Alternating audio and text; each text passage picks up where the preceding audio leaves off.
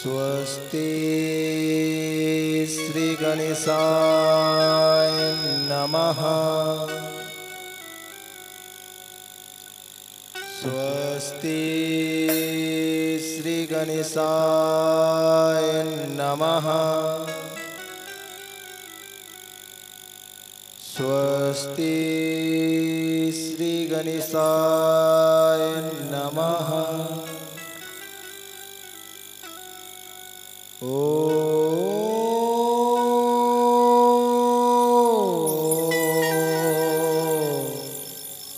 श्री सरस्वत्यै नमः।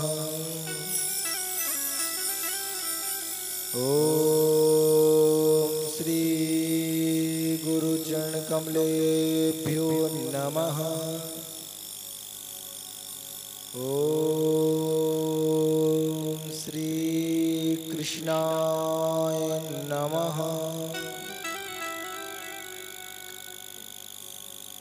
गजाननं भूतगणाधिसेवितं कपितजम्बो फलचारुभक्षणम्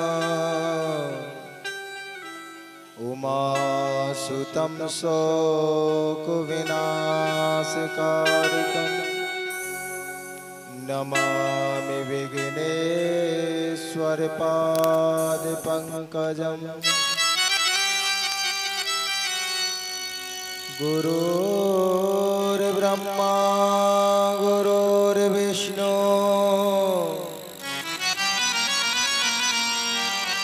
गुरुर्देवो महेश्वरः गुरुर्साक्षात् परं ब्रह्म तस्मै श्री गुरुवे नमः।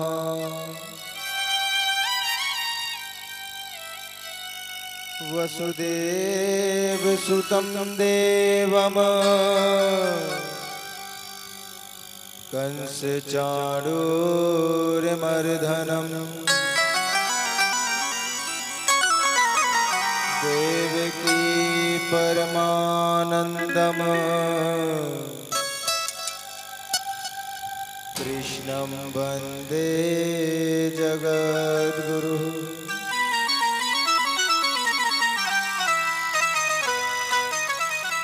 मूकं करोति वाचालम् पङ्गुं लङ्घयते गिरिं यत्र कृपा त्वमहं वन्दे परमानन्दमाधवम्।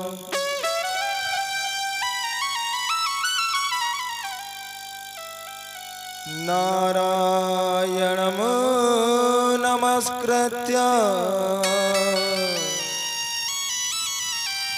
नरं चैव नरोत्तमं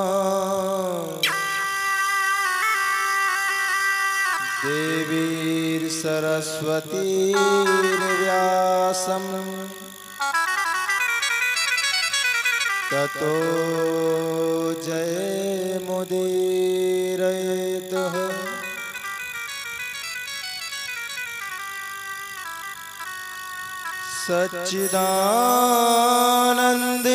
सच्चिदानन्दरूपाय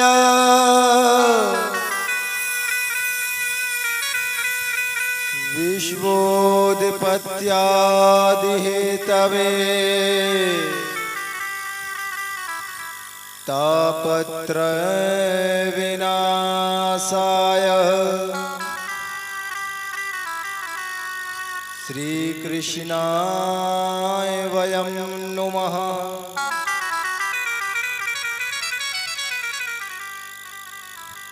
रामाय रामभद्राय रामचंद्राय मेदिसे रघुनाथाय नाथाय सीताय पतये नमः। राधे मेरी मात है,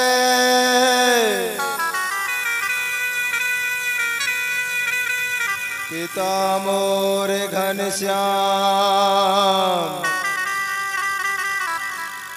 इन दोनों के चरणों में मेरा कोटि कोटि प्रणाम।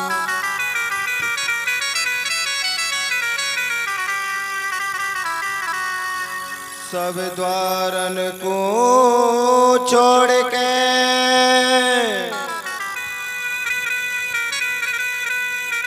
मैं आयो तुमरे द्वार।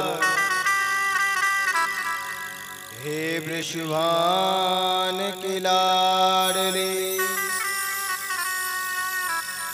निक मेरी ओर निहार। हे वृषभान सुते ललते,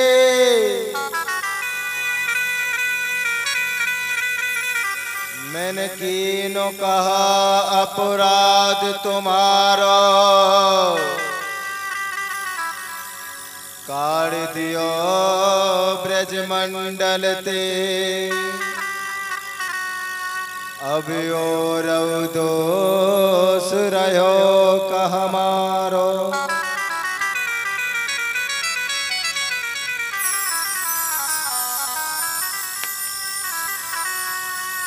आइए सभी मिलकर भगवान से प्रार्थना करते हैं,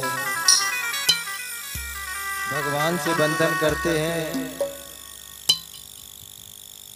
हे ईश्वर सब सुखी हो,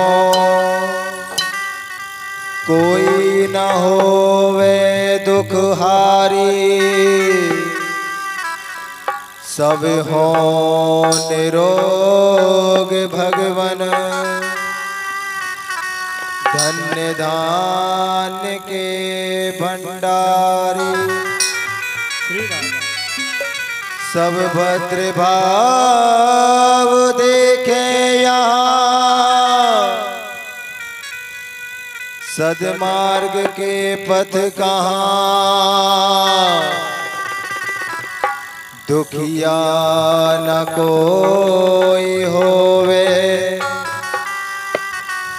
सृष्टि में प्राणधारी।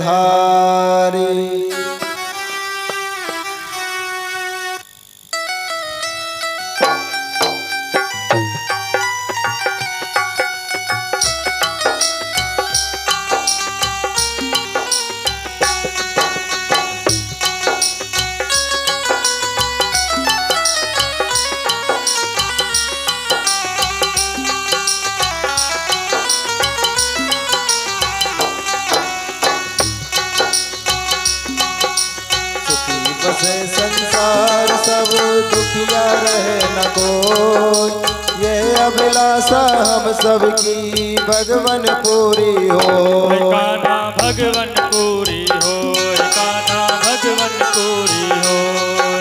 विद्या बुद्धि तेज बल सबके भीतर हो, दूध पूत धन दान से वंचित रहे न कोई। कान्हा वंचित रहे न कोई, कान्हा वंचित रहे न कोई। आपकी भक्ति प्रेम से मन होवे भरपूर, राग द्वेष से चित मेरा कोसो भाग दूर। कान्हा कोसो भागे दूर, कान्हा कोसो भागे दूर। मिले भरोसा आपका हमें सदा जगदीश, आशा तेरे नाम की बनी रहे ममरी। कान्हा बनी रहे ममती, कान्हा बनी रहे ममती। पाप से हमें बचाइए करके दया दयाल, अपने भक्त बनाए के सबको करो निहाल। कान्हा सबको करो निहाल, कान्हा सबको करो निहाल। दिल में दया उदारता, मन में प्रेम अपार, हृदय में दिन दीनता, हे मेरे करतार। कान्हा है मेरे करतार, कान्हा है मेरे करतार। हाथ जोड़ विनती करो सुनियो कृपा निधान, हाथ जोड़ विनती करो सुनियो कृपा निधान। हाथ जोड़ विनती करो सुनियो कृपा निधान, हाथ जोड़ विनती करो सुनियो कृपा निधान। साधु संगत दीजियो दया धर्म का दान, दीजो दया धर्म का दान, दीजो दया धर्म का दान।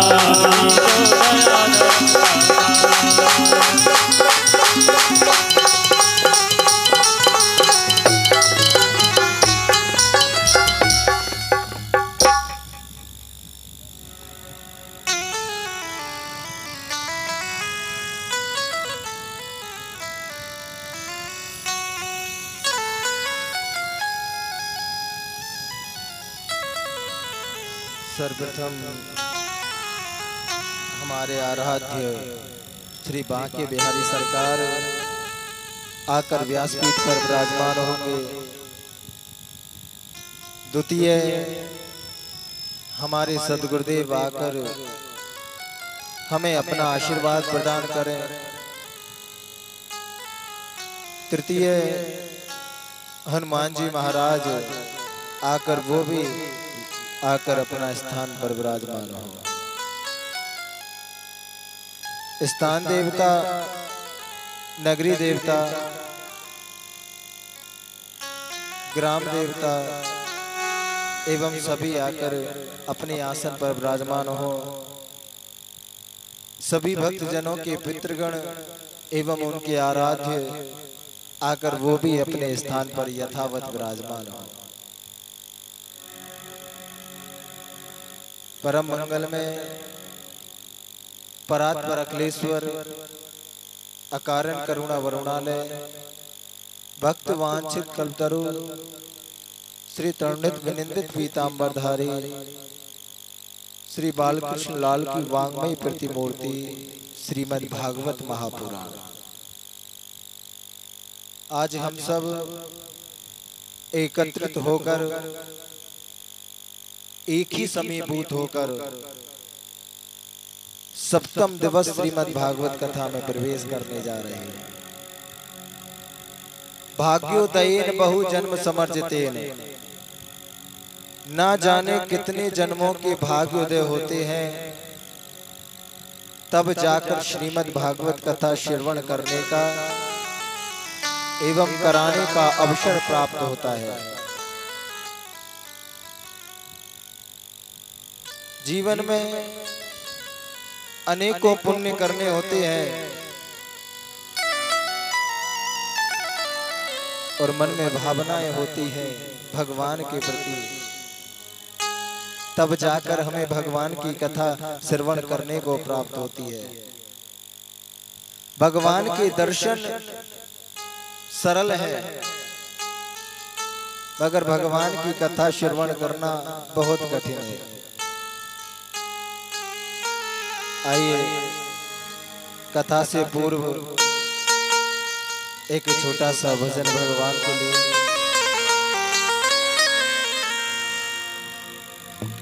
हो मीरा दीवानी हो गई रे, मीरा मस्तानी हो गई।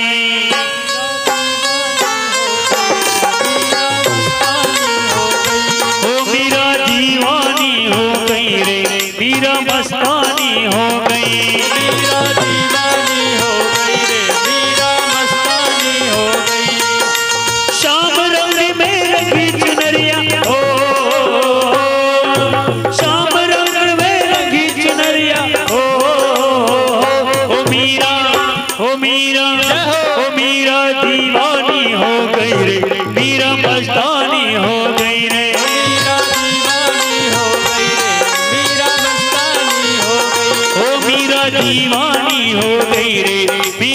मस्तानी हो गई रे।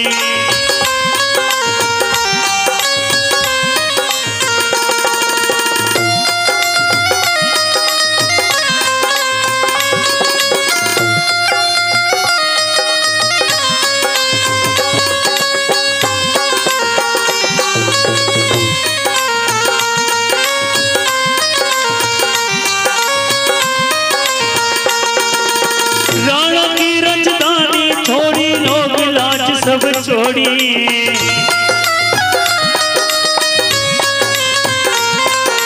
राणा की रजदानी छोड़ी लोग लाज सब छोड़ी।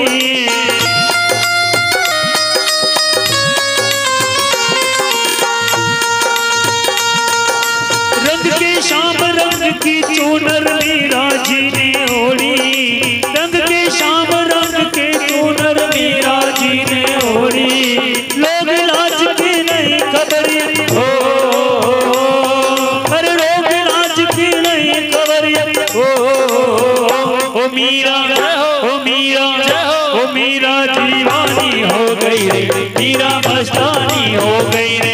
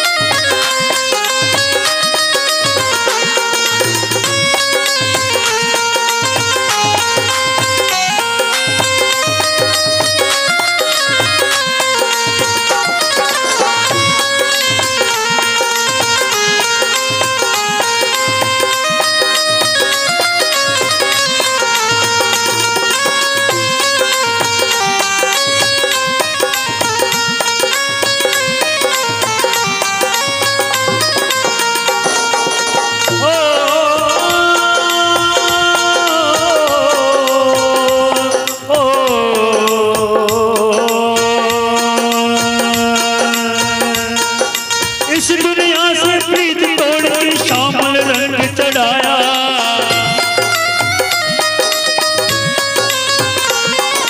इस दुनिया से प्रीत तोड़ के श्यामल रंग चढ़ाया।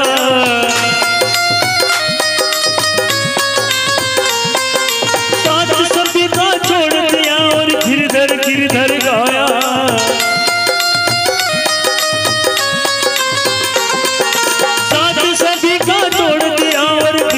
गिरधर गाया।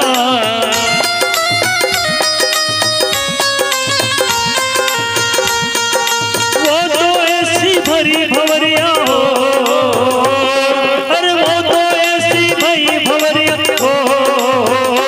मीरा, ओ मीरा, ओ मीरा दीवानी हो गई, मीरा मस्तानी हो गई, मीरा दीवानी हो गई रे, मीरा मस्तानी हो गई।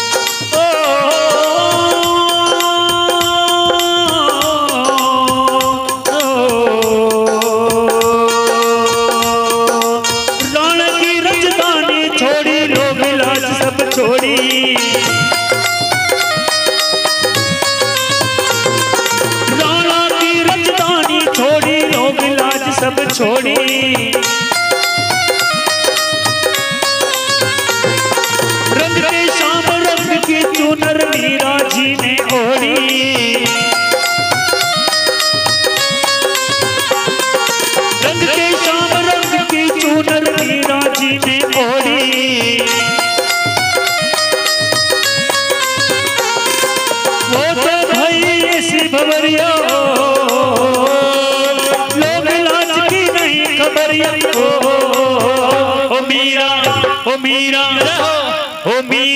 दीवानी हो गई रे, मीरा मस्तानी हो गई रे, मीरा दीवानी हो गई रे, मीरा मस्तानी हो गई रे, मीरा दीवानी हो गई रे, मीरा मस्तानी हो गई रे, मीरा दीवानी हो गई रे, मीरा मस्तानी हो गई रे। बोले मीरा के शाम की जय।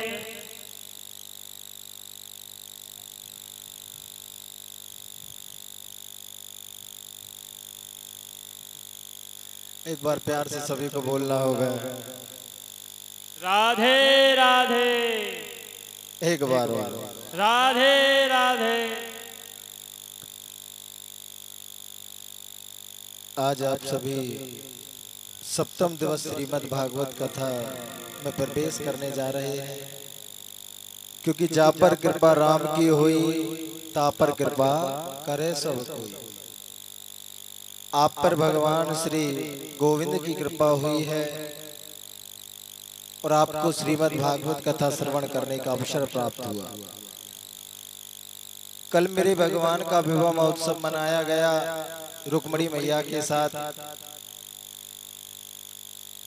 बड़ी धूमधाम से लाला का विवाह हुआ और लाला को एक पुत्र हुआ है जिसका नाम प्रद्युम्न रखा गया। अच्छा, जो जितना व्यक्ति अच्छा होता है ना, उतनी ही उसकी दुश्मन होती है। भगवान का एक दुश्मन है सम्रासुर। उसको पता चला कि भगवान के यहाँ पर एक पुत्र हुआ है, वो राक्षस भगवान के पुत्र को उठा ले गए और समुद्र में जाकर फेंक दिया। और जैसे ही भगवान के पुत्र को समुद्र में फेंका, एक मछली श्वास ले रही थी, जमाई ले रही थी, और वो पुत्र मछली के मुख में चला गया। और वो मछली किसी शिकारी ने पकड़ी, किसी बहेलिया ने उसको पकड़ा, और वो मछली भोजन के लिए सम्रासुर राक्षस भोजनालय में पहुंची। जब उस मछली को काटा गया, चीरा गया, तो रसोइयाओं ने देखा कि उसमें एक इंसान का पुत्र निकला है, कोई बच्चा है, कोई शिशु है। तो सम्रासुर ने उस बच्चे को उसके यहाँ पर जो काम करती है मायावती, उसको दे दिया। और वो माया उस बच्चे को पाल रही है। बच्चा धीरे धीरे बड़ा हो रहा है। नारद जी ने आकर उस मायावती से कहा कि देवी, आपको पता है कि आप जिसका लालन पालन कर रहे हैं वो कौन है? उस मायावती ने कहा कि मुझे नहीं पता नारद जी, ये कौन है? नारद जी ने कहा कि देवी, ये कोई और नहीं, ये आपके पति कामदेव हैं। जब भगवान शिव तपस्या में लीन थे, कामदेव भगवान ने उनकी तपस्या को भंग करना चाहा, तो भगवान ने अपने तीसरे नेत्र से कामदेव को भस्म कर दिया। आपने भगवान की तपस्या की तो भगवान ने आपको वरदान दिया कि द्वापर में कामदेव भगवान के पुत्र प्रद्युम्न बनकर आएंगे। तो यही वो प्रद्युम्न है। और वो मायावती कोई और नहीं, स्वयं रति थी। रति ने अपनी माया से भगवान को बड़ा किया। और नारद जी ने सब ज्ञात कराया प्रद्युम्न को। और मायावती ने प्रद्युम्न के हाथों सम्रासुर का वध कराया। सुखदेव स्वामी कहते हैं कि राजन, जिस दिन प्रद्युम्न गया हुआ था, भगवान का सिर्फ एक विवाह हुआ था। और जिस दिन प्रद्युम्न आया, उस दिन भगवान के 16,107 विवाह हो चुके थे। परीक्षित कहते हैं कि गुरुदेव ऐसे कैसे संभव है। प्रद्युम्न जब गया था तो भगवान का एक विवाह हुआ, और जब प्रद्युम्न आया तो भगवान के 16,107 विवाह और हो चुके थे। कैसे? सुखदेव स्वामी कहते हैं कि राजन, द्वारका में एक राजा थे सत्राजित नाम के। वो भगवान सूर्य के बड़े उपासक थे, बड़े भक्त थे। उन्होंने भगवान सूर्य की पूजा की। भगवान सूर्य ने उन्हें एक पद्मनाम नाम की एक मणि दी, एक मणि दी जिसे सत्राजित अपने गले में लेकर घूमता रहता। और जब सत्राजित उसे अपने गले में लेकर घूमता तो उसके प्रकाश से ऐसे लगता कि साक्षात ये सूर्य है। सभी नगरवासी उनको देखते तो ऐसा लगता कि वो कोई सूर्य चलकर आ रहे हो जैसे कि। एक दिन वो भगवान की सभा में जाकर सत्राजित बैठा तो भगवान ने विनोद में, हास्य में कहा कि सत्राजित, आप इस मणि को हमें दे दें। जब कभी राज्य में अकाल पड़ेगा तो ये उस समय राज्य के भोजन पानी के लिए उचित रहेगी। सत्राजित ने मना कर दिया। एक दिन सत्राजित का भाई प्रसेन उस मणि को पहनकर जंगल में शिकार खेलने के लिए गया। किसी शेर ने प्रसेन को मार दिया।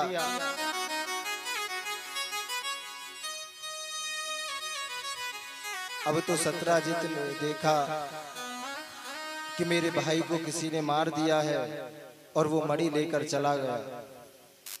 सत्राजित ने कहा कि ये कार्य किसी और ने नहीं किया, ये कार्य स्वयं द्वारकाधीश ने किया है, क्योंकि मणि पर द्वारकाधीश की ही नजर थी।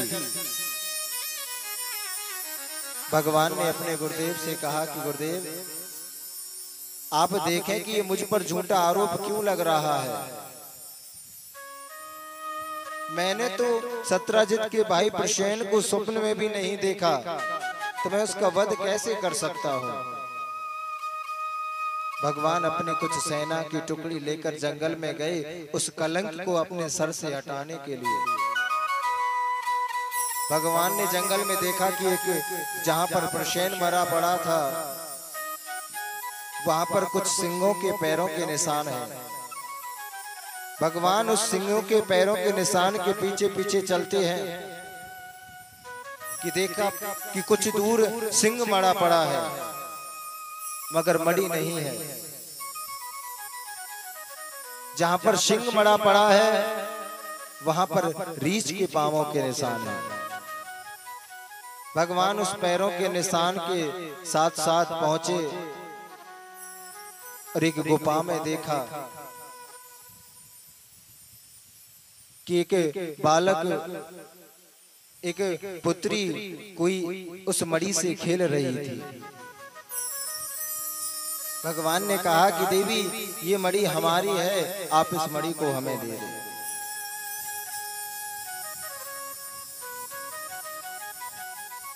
इधर जब भगवान जामवंती से बोल रहे थे वहां पर जामवंत जी आ जाते हैं। जामवंत जी ने देखा कि कोई इंसान आया हुआ है। जामवंत जी ने कहा कि आप जाओ यहां से, नहीं तो हम तुम्हारी मृत्यु कर देंगे, मार देंगे। भगवान ने कहा कि हम तो यहाँ पर वैसे नहीं आए, आपकी जो पुत्री इस मणि से खेल रही है ये हमारी है, आप हमें इस मणि को दे दें, हम यहाँ से लौट जाएंगे। इसी बीच जामवंत जी में और भगवान में बहुत भीषण युद्ध हुआ। 27 दिनों तक जामवंत जी में और भगवान में युद्ध चलता रहा। जब जामवंत जी की भुजा थक गई तो जामवंत जी कहने लगे कि बस बस, मैं समझ गया कि आप कोई और नहीं, आप तो मेरे प्रभु श्री राम है।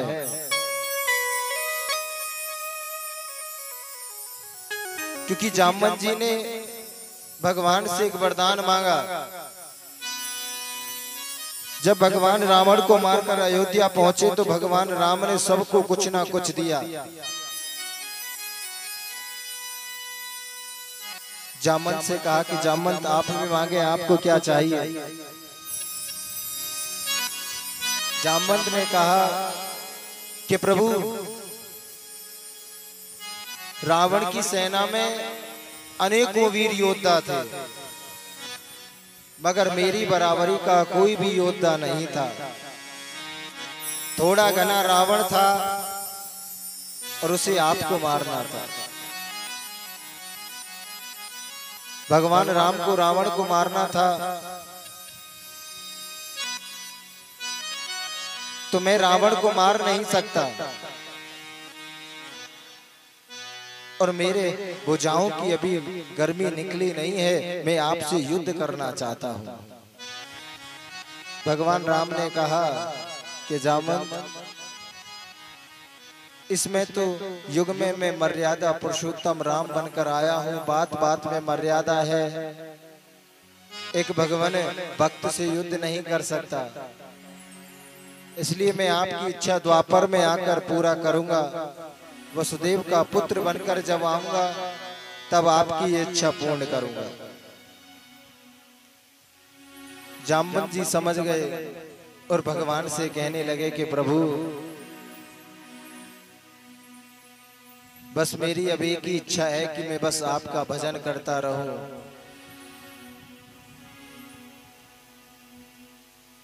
मेरी एक इच्छा है कि मेरी एक पुत्री है जामवंती, आप उसके साथ विवाह करें। और जामवंत जी ने जामवंती का विवाह भगवान के साथ किया। भगवान का तीसरा विवाह सत्यभामा के साथ हुआ।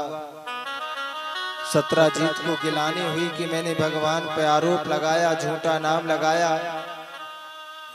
इस आरोप से मुक्त होने के लिए सत्यजीत ने अपनी पुत्री सत्यभामा का विवाह भगवान के साथ किया। भगवान का तीसरा विवाह सत्यभामा के साथ हुआ और भगवान पांडवों के पास हस्तिनापुर में गए हुए थे। इधर पीछे से अक्रूर जी के कहने से सुधनवा नाम के व्यक्ति ने सत्यजीत को मार दिया।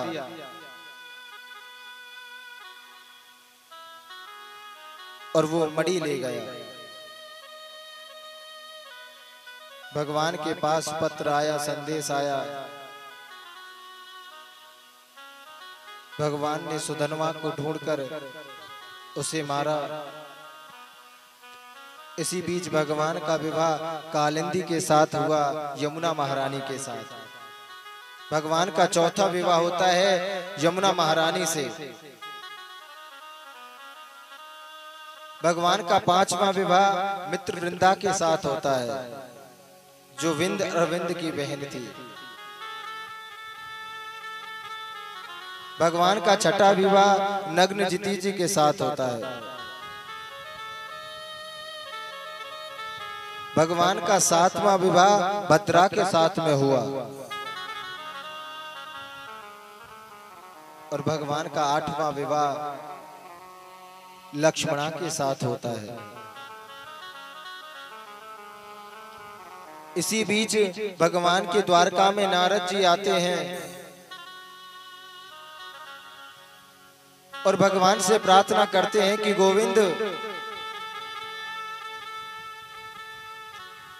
आपके कष्ट भक्तों को बड़ा कष्ट हो रहा है। पृथ्वी पर एक भौमासुर नाम का राजा था जो पृथ्वी से उत्पन्न हुआ।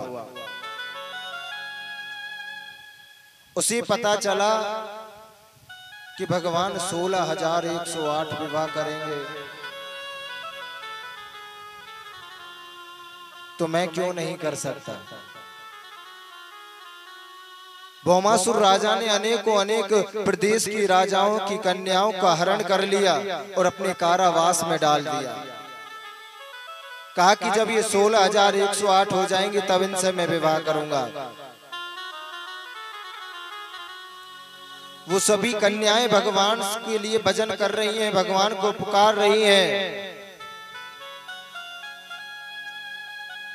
नारद जी ने आकर भगवान को सूचना दी। इधर भगवान सत्यभामा को लेकर उस भौमासुर को मारने के लिए जाते हैं।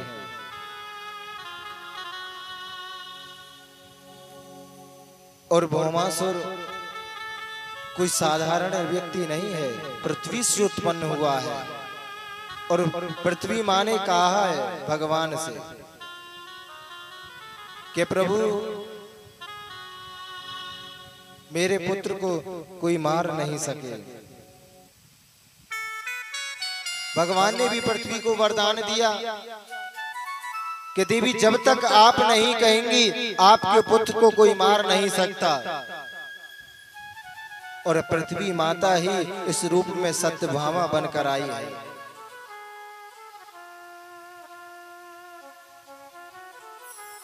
भगवान सत्यभामा को अपने साथ युद्ध में ले जाते हैं। भौमासुर राजा और भगवान के बीच में बहुत भीषण युद्ध हुआ।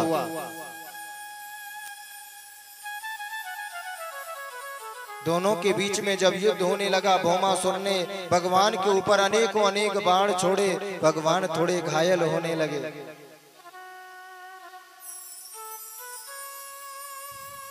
सत्यभामा ने देखा कि प्रभु घायल होने लगे हैं, तो सत्यभामा ने कहा कि प्रभु आप इस दुष्ट का वध क्यों नहीं करते। भगवान ने कहा कि देवी बस इसी क्षण का तो मुझे इंतजार था। और जैसे ही सत्यभामा ने कहा, भगवान ने भौमासुर का वध कर दिया। भौमासुर का वध करने के बाद जैसे भगवान भौमासुर के कारावास में गए, उनके नेत्रों से आंसू आ गए, उनके नेत्र सजल हो गए। भगवान ने देखा कि भौमासुर ने 16,000 कन्याओं को बंदी बनाकर रखा है। भगवान ने उन कन्याओं से कहा कि देवी अब आप आजाद हैं, अपने अपने घर जा सकती हैं। उन कन्याओं ने कहा भगवान हम कहां जाएं, हम किसके पास जाएं, हमें कौन स्वीकार करेगा। अब हमारे पिताजी, हमारा परिवार हमें स्वीकार नहीं करेगा।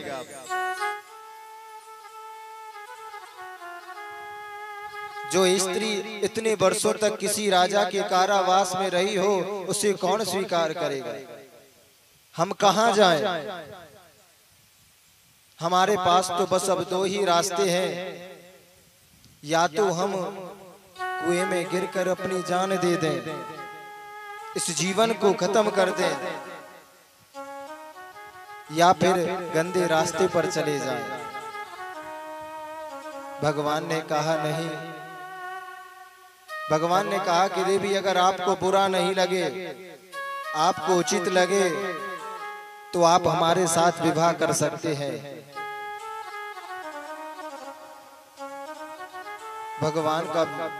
भगवान ने उन 16,000 कन्याओं से विवाह किया उनकी रक्षा के लिए। अगर भगवान उनसे विवाह नहीं करते तो मानो अगर 16,000 कन्याएं एक साथ मरती तो कैसा प्रभाव पड़ता समाज में। और ये 16,000 कन्या कोई और नहीं है। जो वेदों के 3 कांड हैं, कर्म कांड, उपासना कांड, ज्ञान कांड। उपासना कांड में है 16,000 मंत्र। वही 16,000 मंत्र ही भगवान की पत्नी के रूप में आए हैं, जिनका सिर्फ एक ही साधन है, एक ही बात है, भगवान के समीप जाना।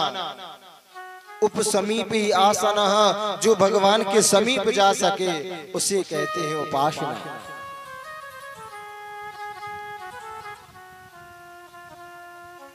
और भगवान की जो 100 पत्नियां हैं,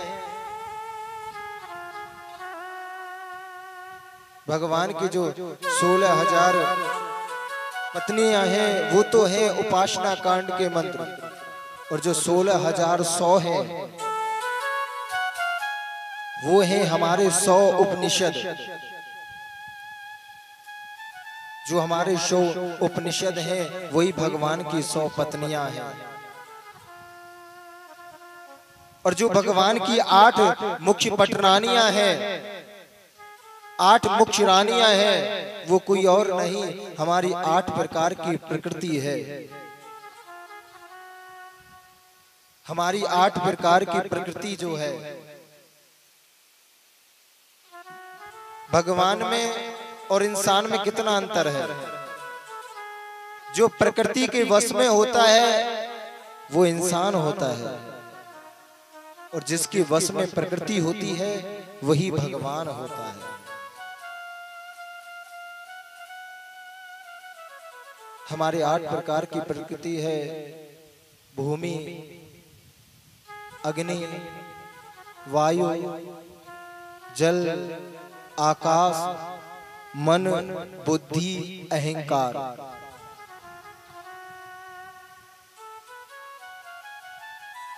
एक बार प्यार से सभी को बोलना होगा।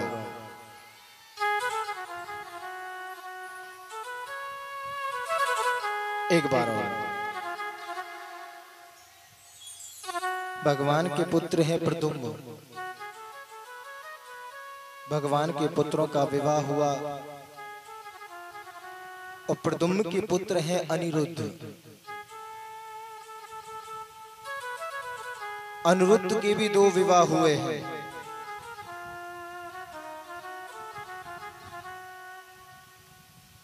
द्वारका में जो भगवान के पुत्र हैं उनकी आयु है 50 वर्ष की, और भगवान के जो पोते हैं उनकी आयु है 25 वर्ष की, और स्वयं भगवान की आयु है 16 वर्ष की।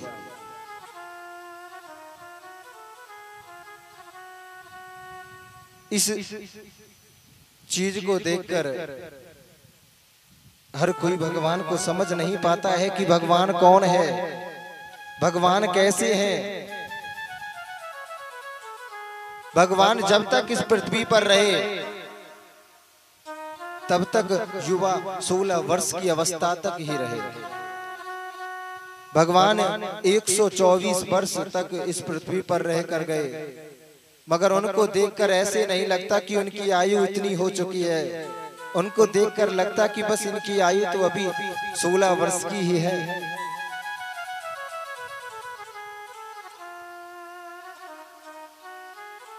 एक राजा था पौंड्रक नाम का।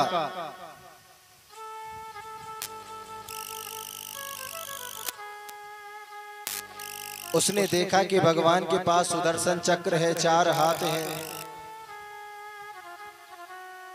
तो काशी राज के कहने पर वो अपने आप को वासुदेव समझने लगा, भगवान समझने लगा। भगवान के भाई बलराम की तरह उन्होंने अपने भाई का भी नाम बलराम रख लिया। और भगवान के बड़े भक्त हैं हनुमान जी, तो उनके पास भी एक द्वित नाम का वानर रहता है। वो भी सुदर्शन चक्र लेकर घूमते हैं।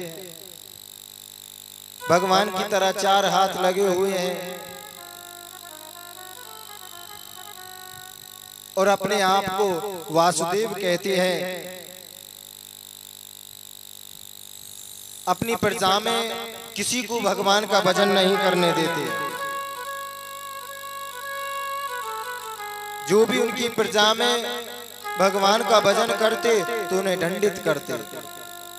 कहते कि भजन करना है तो मेरा भजन करो, पूजा करनी है तो मेरी करो, क्योंकि मैं ही भगवान हूं, मैं ही वासुदेव हूं। पौंड्रक ने अपने दूत के साथ द्वारका में संदेश भेजा है भगवान के यहाँ।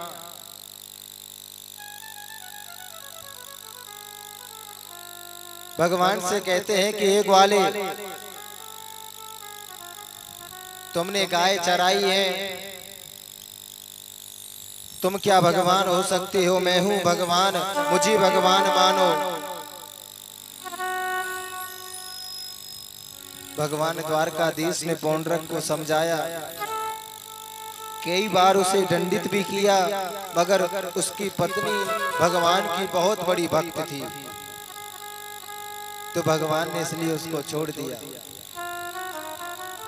इस बार भगवान ने देखा कि पौंड्रक नहीं मान रहा है,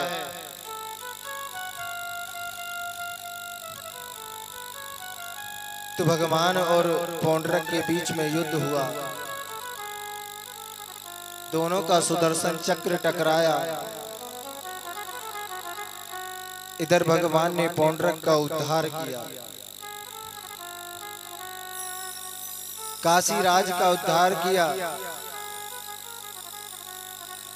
क्योंकि भगवान पर संदेह जीवन व्यक्ति को विनाश की ओर ले जाता है। विनाश की ओर ले जाता है व्यक्ति को। भगवान से अगर कोई दुश्मनी करता है तो रावण जैसा उसका अंत होता है। भगवान से दुश्मनी करना कोई गलत बात नहीं है, मगर आपके अंदर इतनी सामर्थ्य होनी चाहिए कि भगवान को मारने के लिए आना पड़े, तुम्हें कोई और ना मार सके, भगवान को मारने के लिए आना पड़े। तुम्हारे अंदर इतनी सामर्थ्य होनी चाहिए, इतना ज्ञान होना चाहिए, मगर कलियुगी व्यक्ति के अंदर इतना ज्ञान कहाँ है। और भगवान की तो बात बहुत दूर है। भगवान ने तो 100 से ऊपर फुल स्टॉप लगा रखा है, किससे आगे तो जाना ही नहीं है। इससे आगे चला गया वो बहुत बड़ा भाग्यशाली है, उसका तो नाम गिनीज बुक में लिखा जाएगा कि 100 वर्ष से अधिक जिया है। आज के समय तो 70-80 के बीच में ही काम हो जाता है। भगवान को आने की आवश्यकता ही नहीं है। ऐसा भी नहीं है, 60 से ऊपर भी है। एक बार प्यार से बोलना होगा।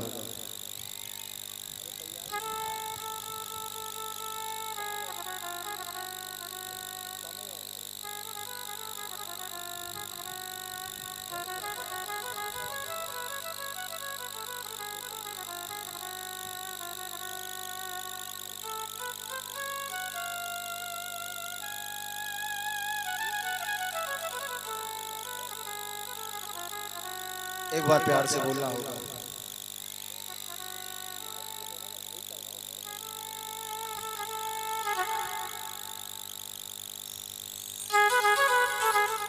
एक बार प्यार से बोलना होगा।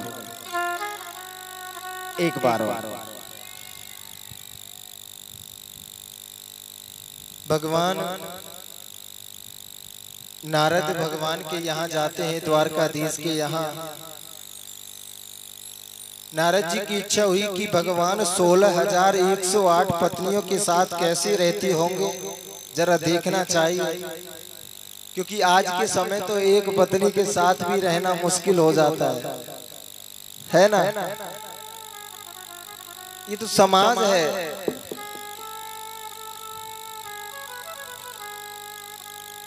क्योंकि संबंध दोनों के साथ में बनता है, दोनों की बातों को मिलाकर बनता है।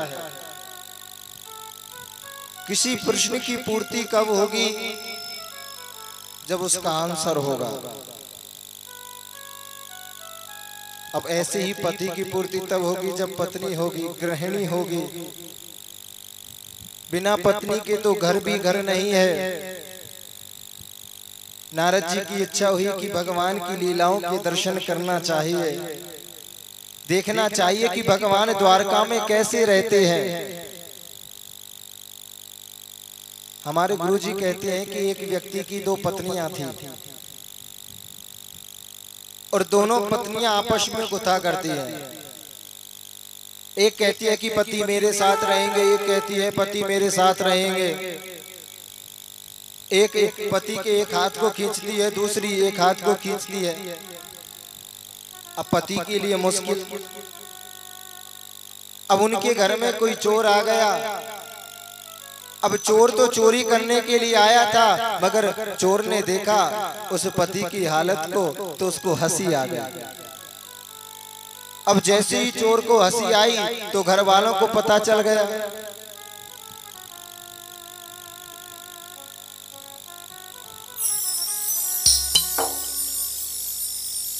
और जैसे ही उसको हंसी आई तो घर वालों को पता चला। घर वालों को पता चला तो उसको पकड़ लिया और पुलिस में दे दिया। उस चोर को कोर्ट में पेश किया गया जज साहब के सामने। जज साहब ने कहा कि तुम्हें क्या सजा दी जाए, तुम चोरी करते हो, तुम्हें क्या सजा मिले। वो चोर कहता है कि जज साहब मुझे कोई भी सजा दे देना, मैं वो सहन कर लूंगा, मगर जो सजा इस आदमी को मिली हुई है दो पत्नियों वाली, वो मुझे नहीं चाहिए। क्योंकि एक अपनी तरफ खींचती है, एक अपनी तरफ खींचती है। अब दो पत्नियों को संभालना मुश्किल है। भगवान के पास तो 16,108 है। नारद जी की इच्छा है, द्वारका में गए हैं, भगवान से मिले। भगवान ने पूछा कैसे आना हुआ। नारद जी ने कहा कि जो आपके शिष्य हैं, आपके प्रिय पांडव हैं, उन्होंने एक नई राजधानी बनाई है और वो राजसूय यज्ञ कर रहे हैं और मुझे निमंत्रण का काम मिला है। मैं निमंत्रण लेके आया हूं आपके पास।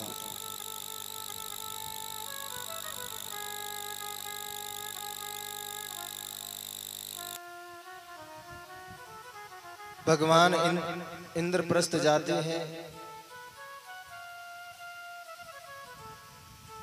इंद्रप्रस्थ में जाकर पांडवों को भगवान ने समझाया कि पांडवों, जब तक जरासंध जीवित है वो आपके राजसूय यज्ञ को होने नहीं देगा। क्योंकि जरासंध को पता है कि आप में और मुझ में मित्रता कितनी है, हमारा और आपका संबंध कैसा है। वो मेरा दुश्मन है। इस यज्ञ से पहले जरासंध को हटाओ।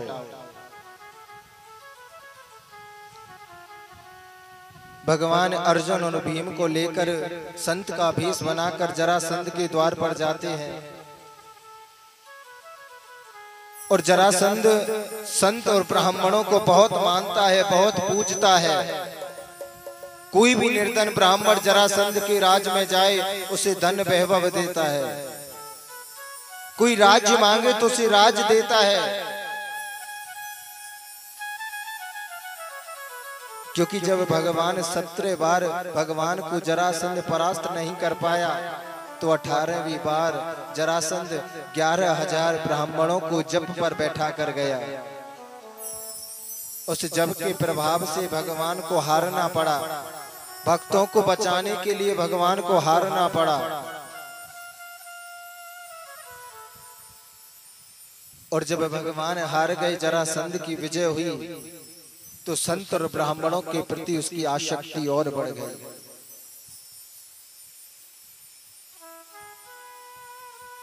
भगवान और अर्जुन और भीम जरासंध के द्वार पर गए। दूतों ने कहा कि राजन, कुछ जाने माने योगी आपके द्वार पर आए हुए हैं और आपसे भिक्षा की आग्रह कर रहे हैं, प्रार्थना कर रहे हैं। जरासंध ने आकर उनका स्वीकार सत्कार किया और उनसे कहा कि हे ब्राह्मण देव, आप कहां से आए हैं और आपको क्या चाहिए? भगवान कृष्ण ने कहा कि राजन, अगर देना ही चाहते हैं तो आप हमें युध्यम नो देहि राजेन्द्र द्वांदसो यदि मन्ये। कि राजन, आप हमें अगर कुछ देना चाहते हैं तो युद्ध की दें। हम आपसे युद्ध करना चाहते हैं, आप चाहें तो हम तीनों में से किसी एक से युद्ध कर सकते हैं।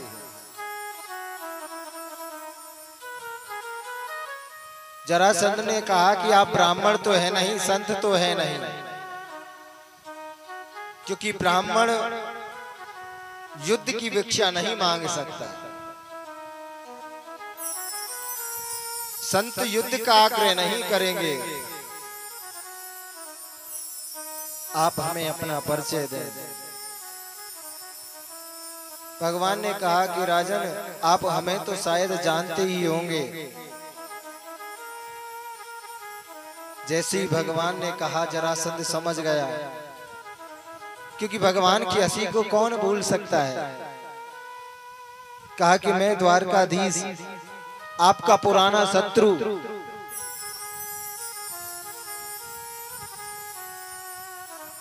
और जो ये मेरे बगल में खड़े हुए हैं, ये भीम है, कुंती पुत्र, और जिन्होंने धनुष बाण ले रखा है वो अर्जुन है। क्योंकि धनुषधारी की अलग पहचान होती है।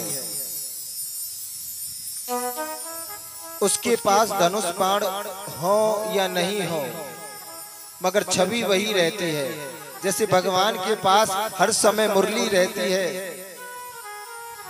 ऐसे ही योद्धा के पास उसके अस्त्र और शस्त्र रहते हैं।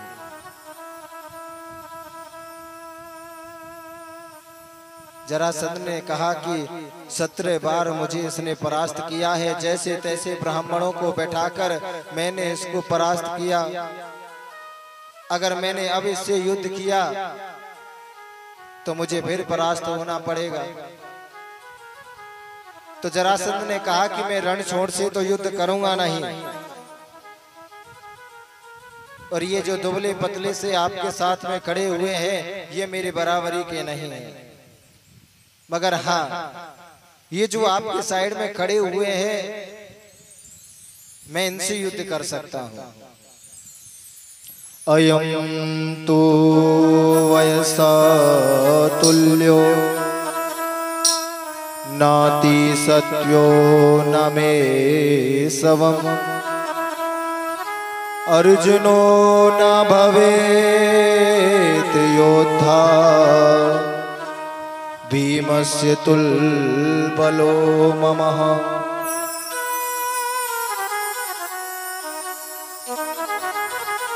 कहते हैं कि भीम मेरे बराबर के बलधारी है, मैं भीम से युद्ध कर सकता हूं।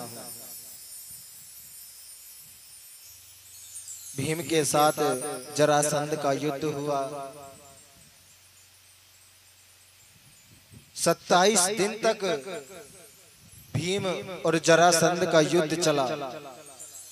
भीम की नस नस ढीली हो गई। भीम कहता है भगवान से कि गोविंद, ये जरासंध कोई आदमी है या राक्षस है? अरे परास्त ही नहीं होता, मेरा अंग अंग ढीला हो गया है। भगवान ने कहा कि भीम भैया, आप जरा बल का प्रयोग ज्यादा करते हैं। युद्ध के समय जब आप युद्ध करते हैं तो आप अपने बल का प्रदर्शन ज्यादा करते हैं, अपनी बुद्धि का नहीं। आप जब युद्ध करते हैं तो मेरी तरफ तो देखते ही नहीं है। आप जरा मेरी तरफ तो देखें। 28वां दिन युद्ध का है। भीम और जरासंध का युद्ध चल रहा है। युद्ध करते करते भीम ने भगवान की तरफ देखा। भगवान ने एक तिनका को उठाया और उसके दो फाड़ कर दिए। भीम ने इतना ही देखा, जरासंध को पकड़ा, उसके शरीर के दो फाड़ कर दिए। अब जैसे ही उसके शरीर के फाड़ हुए, क्योंकि जरा नाम की राक्षसी ने जरासंध को जोड़ा हुआ है, उसके अगर कोई टुकड़े करेगा तो वो जुड़ जाएंगे दोबारा से।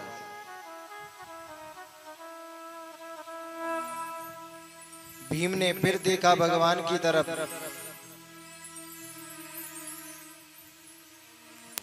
जैसे ही भीम ने देखा, भगवान ने एक तुनका को उठाया और उसके एक तुनके को इधर फेंका। भीम ने फिर देखना बंद कर दिया और उसको चीरा, एक को इधर फेंका और एक को उधर फेंक दिया। वो फिर भी आकर जुड़ गए आकाश से। भीम ने फिर देखा कि भगवान ने उस तिनके को चीरा है और एक को उल्टी दिशा में फेंका, एक को उसकी दिशा में फेंका। दोनों को अलग अलग दिशा में फेंका और वो फिर नहीं जुड़ सका। क्योंकि जिस व्यक्ति के अंदर बल ज्यादा होता है ना, वो बुद्धि का प्रयोग कम करता है, और जिसके पास बुद्धि होती है वो सारे काम अपनी बुद्धि से करता है। पुराने समय में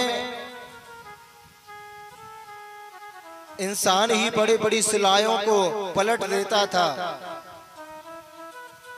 मगर आज के समय नहीं हो सकता। आज के समय लोग बुद्धि का प्रयोग करते हैं। स्वयं पर नहीं उठेगी तो 10 लोगों को बुलाएंगे, 10 लोगों को नहीं तो करेन जैसी भी वगैरह से उठवाएंगे। भगवान जरासंध का वध कर इंद्रप्रस्थ जाते हैं। पांडवों ने राजसूय यज्ञ किया।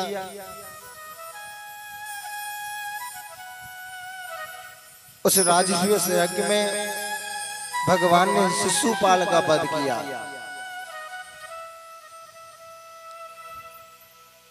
उस यज्ञ में दुर्योधन भी आया हुआ है।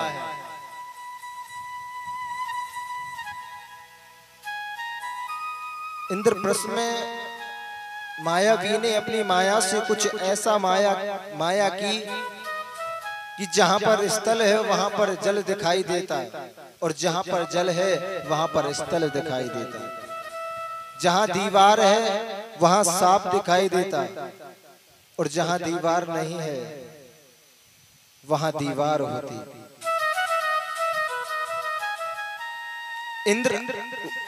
दुर्योधन अभिमानी है, और अभिमानी व्यक्ति को कभी भी कुछ दिखाई नहीं देता है धर्म का।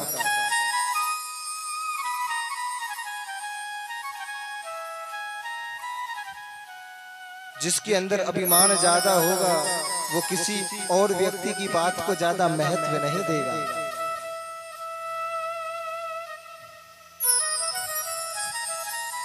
राजसूय यज्ञ में दुर्योधनों के भाई का अपमान हुआ। उनके शस्त्रों को छीन लिया पांडवों ने, और इस अपमान को दुर्योधन सहन नहीं कर पाया। रोष में इंद्रप्रस्थ से निकल रहा है।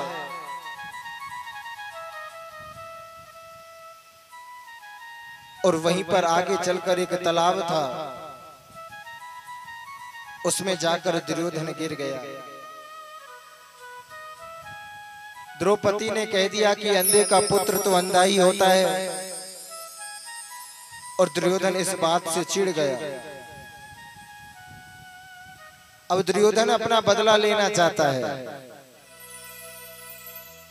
कैसे भी पांडवों से बदला लेना चाहता है।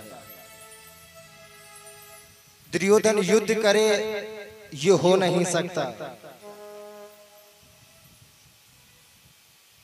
क्योंकि युधिष्ठिर तो सम्राट है, पूरे विश्व के राजा हैं, और सम्राट से युद्ध करना कोई खेल तो नहीं है। इसी बीच दुर्योधन अपने अपमानों का बदला लेने के लिए एक साजिश रची। द्वित खेलने की, जुआ खेलने के लिए पांडवों से आग्रह किया। पांडव जुआ खेलने के लिए आते हैं और युधिष्ठिर उस जुए में अपने सभी राजपाट, भाई, अपनी पत्नी, धन संपत्ति सभी को हार जाते हैं। पांडवों को 12 वर्ष का वनवास, 1 वर्ष का अज्ञातवास मिला। राजन,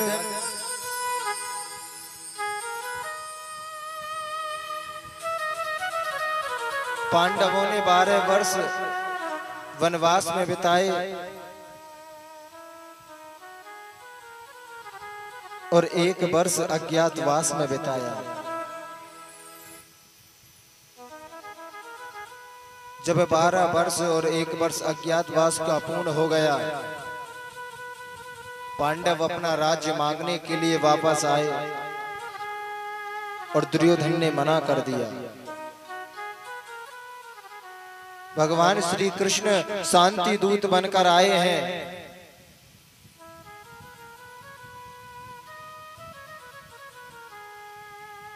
धृतराष्ट्र से कहने लगे कि राजन, जितना हो सके इस युद्ध को टाल दो। भारतवर्ष में इस युद्ध के होने से लाखों नारियां विधवा हो जाएंगी, लाखों बच्चे अनाथ हो जाएंगे। जितना हो सके इस युद्ध को टाल दो।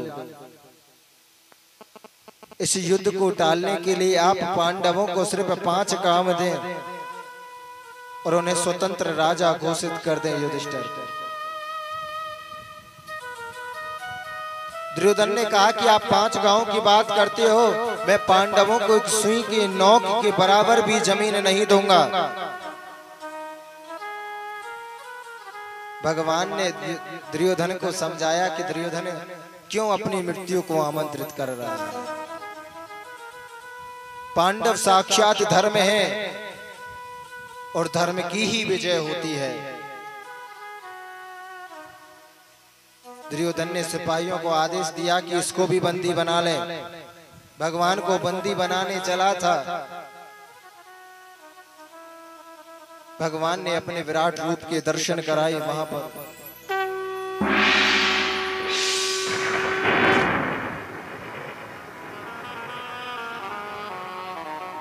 सुखदेव जी कहते हैं कि राजन, कौरवों में इतना भीषण युद्ध हुआ, उस युद्ध से कोई भी सिपाही नहीं बच पाया, कोई भी सैनिक नहीं बच पाया। उस युद्ध में लाखों नारी विधवा हो गई, अनेकों बच्चे अनाथ हो गए। चारों तरफ भारत में सिर्फ रोने की ध्वनि सिरवण सुनाई देती है, सिर्फ रुदन सुनाई देता है।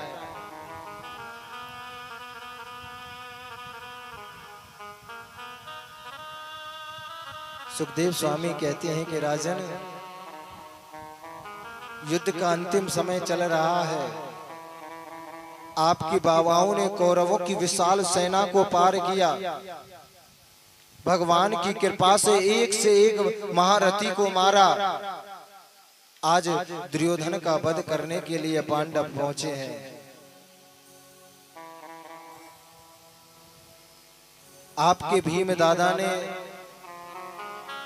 दुर्योधन की जंगा को तोड़ा और उसे अधमरा छोड़कर वहां से चले जाते हैं। उनका मित्र अस्तुस्थामा आया और दुर्योधन ने कहा कि मित्र, मेरे लिए आप कुछ करना चाहते हो तो पांडवों का सर काट कर ले आए। अस्तुस्थामा ने कहा कि मित्र, मैं अभी और आज ही रात्रि को पांडवों का वध कर दूंगा।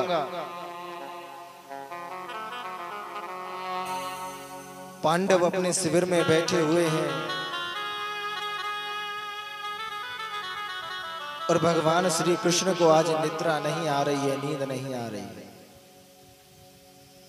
वो शिविर के बाहर घूम रहे हैं। अर्जुन ने देखा कि भगवान आप आज ऐसे कैसे टहल रहे हैं।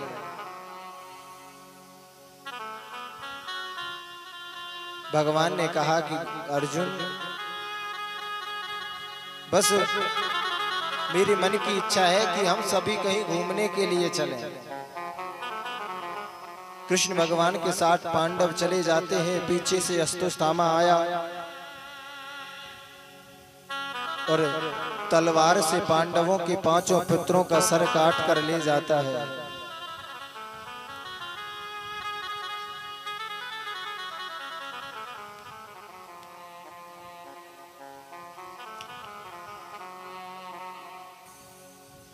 उनका सर काट कर ले जाता है। दुर्योधन ने जैसे ही देखा कि अस्तुस्थामा पांडवों का नहीं, पांडवों के पुत्रों का सर काट कर लाया है, दुर्योधन रोने लगा। कहने लगा कि हे अस्तुस्थामा, हमारे वंश में बस यही तो वंश चालक बचे हुए थे। आपने तो ऐसा लगता है कि मेरी वैरता की है, मुझसे वैरता की है। आपने पांडवों के नहीं, मेरे वंश को ही समाप्त कर दिया है। मेरी नजरों से दूर निकल जाएं। पांडवों को पता चला कि अस्तुस्थामा ने यह कार्य किया है। पांडव अस्तुस्थामा को पकड़ने आते हैं। पांडवों ने अस्तुस्थामा को छोड़ दिया द्रौपदी के कहने पर। द्रौपदी ने मना किया है कि अस्तुस्थामा को ना मारे। मुंचता में सह ब्राह्मणों निरंतर गुरु, ब्राह्मण की हत्या नहीं करनी चाहिए। अस्तुस्थामा को राज्यसभा में बेइज्जत कर कर निकाल दिया, अपमान कर कर निकाल दिया। इस अपमान को अस्तुस्थामा सहन नहीं कर पाया।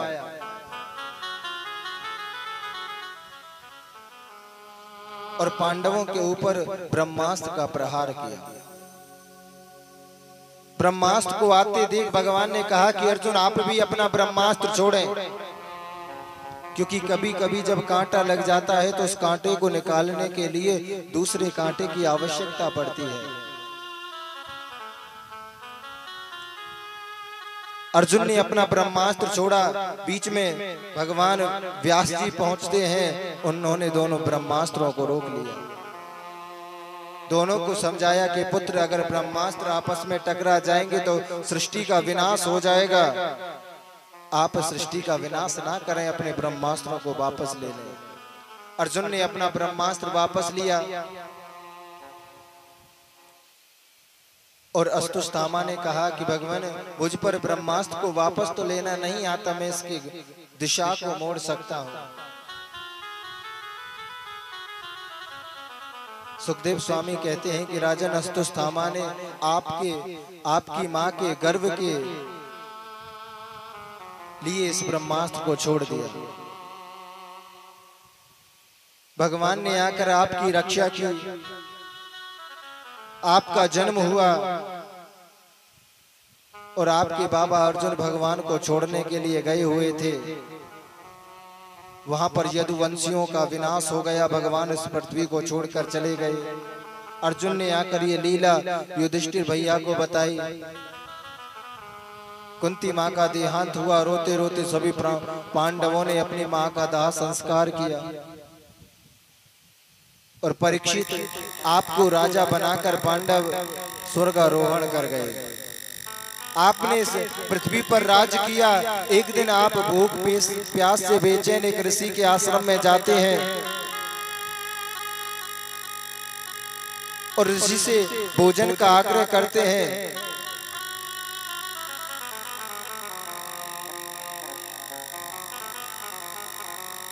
जब भोजन पानी की नहीं सुनी, ऋषि ने वहां पर मरा हुआ था एक काला सर्प। उस सर्प को उठाकर अपने बाण से आपने उस ऋषि के गले में डाल दिया और आपको उस ऋषि पुत्र ने साप दे दिया 7 दिन में मरने का। और राजन, उसी साप के कारण मैं आपको श्रीमद् भागवत कथा श्रवण करा रहा हूं। सुखदेव स्वामी कहते हैं कि राजन, भगवान का चरित्र बड़ा अद्भुत है। भगवान ने अपने चरित्र में अनेकों लीलाएं किए हैं, मगर एक भगवान के प्रिय सखा हैं, परम मित्र हैं। आपने भगवान की लीलाएं सुनी होंगी भक्ति की। एक भक्त की कथा थी, मगर आज मैं आपको कथा सुनाता हूं उनके मित्र की। उनका एक मित्र है सुदामा नाम का, जो बड़ा विरक्त है।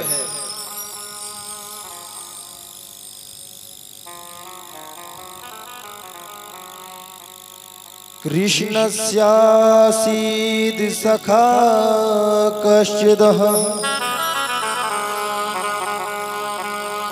ब्राह्मणो ब्रह्मवित्तमः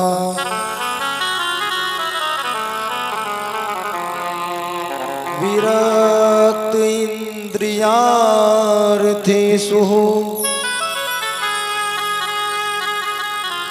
प्रशांतात्मा जितेन्द्रियः।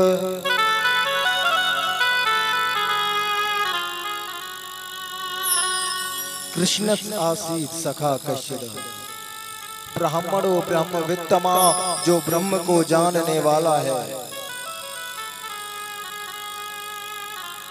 जो बड़ा विरक्त है, ऐसा सुदामा, जिसके घर में खाने के लिए भोजन तक नहीं है, दाना नहीं है। सुदामा के घर अगर सुबह बने तो शाम के लिए कुछ नहीं होता।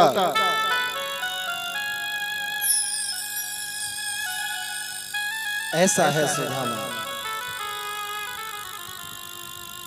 मगर सुदामा ने कभी किसी के घर से भिक्षा नहीं मांगी। जो सुदामा को पूजा पाठ अर्चना करने से जो धन, जो अनाज मिलता, बस उसी से अपना लालन पालन करते।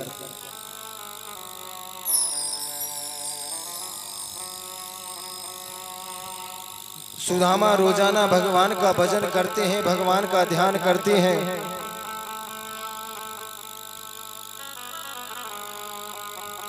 एक दिन उनकी पत्नी से रहा नहीं गया। पत्नी ने सोचा कि आप तो भगवान के भजन में लीन रहते हैं, घर में अन्न का कोई दाना भी नहीं है,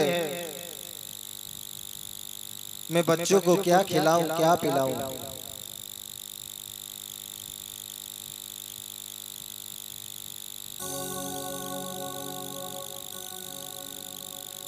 सुदामा की पत्नी सुदामा जी के पास जाती है कि आज तो मैं सुदामा जी से बोल कर ही रहूंगी कि आप धन का इंतजाम करें, अन्न का इंतजाम करें। मैं कब तक अपने पुत्रों को चावल के माण पिलाती रहूंगी।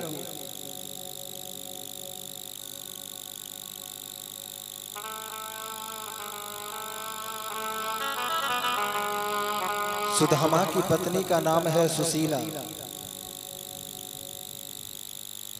सुदामा जी के पास गई, सुदामा जी को भजन करते देखकर वहां से लौट आई। कहा कि मैं कैसे अपने पति के भजन में विघ्न पाड़ूं।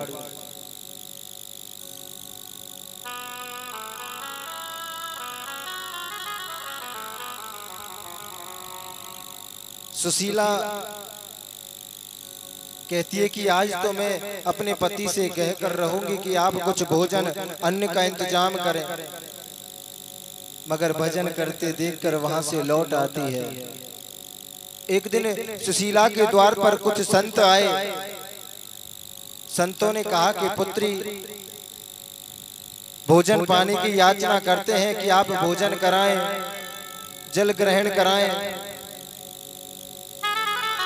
सुशीला के नेत्रों से आंसू आ गए। सुशीला के नेत्र सजल हो गए। संतों से कहने लगे कि हे ऋषिवर, हे संत शिरोमणि, मुझे क्षमा करना कि मैं आपको भोजन नहीं करा सकती, क्योंकि मेरे घर में अन्न का एक दाना तक नहीं है। संतों ने कहा कि ऐसा नहीं हो सकता कि सुदामा की पत्नी के घर में अन्न का कोई दाना नहीं हो। अरे सुदामा की पत्नी अगर आकाश की तरफ हाथ कर दे तो 100 बोरी अनाज की आ जाएंगी। देवी आप जानते नहीं हैं आपके पति कौन है। आपके पति साधारण व्यक्ति नहीं है। आपको पता है कि आपके पति का मित्र कौन है। सुशीला कहती है कि भगवान मुझे तो मालूम नहीं है। संतों ने कहा कि देवी जिसका भजन दुनिया करती है वो तेरे पति का भजन करता है। तेरे पति के परम मित्र हैं साक्षात द्वारकाधीश भगवान नारायण। सुशीला ने कहा कि ऋषिवर मैंने अपने पति के मुख से सुना तो है कि द्वारकाधीश का कोई ब्राह्मण मित्र है जो निर्धन है, मगर कभी मेरे पति ने नहीं बताया कि वो ब्राह्मण मैं ही हूं। आज सुदामा जी घर आए